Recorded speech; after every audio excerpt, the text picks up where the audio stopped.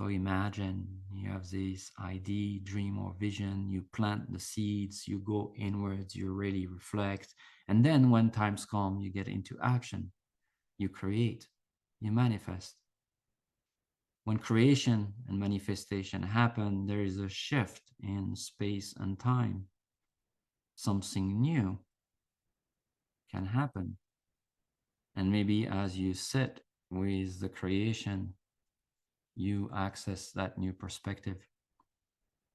I'm going to tell you a personal story on that process that reminded me of this ancient technology and the power of the darkness and the light. Many years ago, I was in Peru in a ceremony and I got this very strong vision that I needed to create a deer temple, a temple for the grandfathers and the grandmothers of the North, for the ancestors. The vision was really out of nowhere. I never thought about that before, but what is out of nowhere? Nowhere to be seen, right? Nowhere to be known yet, but yet it came from somewhere. It came from the soul. It came from the invisible guides. It came from this Ukupacha world. So I sat with that vision. I reflected upon it.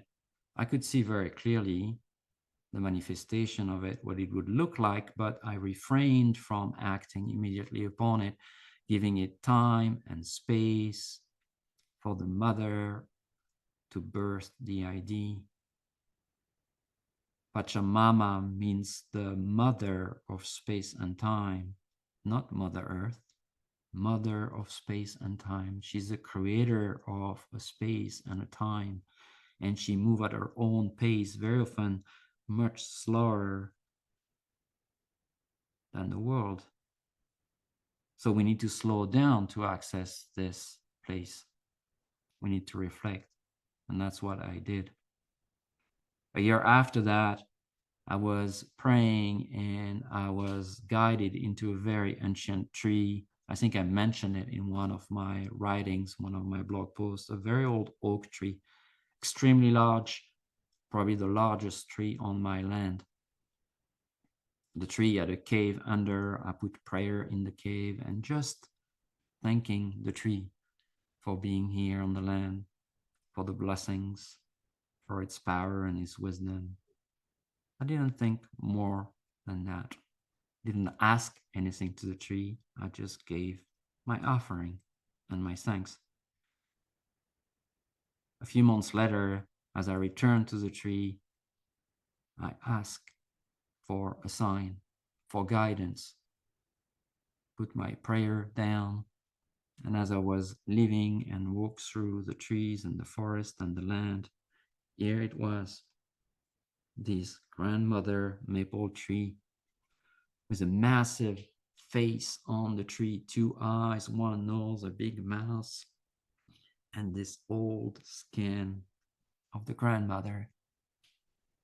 And she told me, here is where your dear temple, your ancestor temple needs to be, right in front of her on this land that is very vertical and slopey and chaotic in many ways. There was this platform naturally carved in the ground, 20-foot round circle of flat ground. Exactly the space needed for my vision received a few years ago. So now I'm coming out of Ukupacha, and now is the time for action, Kaipacha, building the temple, finding the materials, spending time and energy on it, giving time and energy. Everything I will put into it, I will receive back. I will take my time for it, remembering also to slow down in this process. So maybe by the end of the year or next year, it will be built and I will sit there doing my first offering of thanks to the medicine of Peru, to the oak tree, to the earth, to the maple tree, to myself, the visions that came through. And as I sit in ceremony there in the future, I know that the Hanan Pacha world, the upper world, the other vision, the higher perspective, the new vision will come through that manifestation. And I will probably understand. Who knows?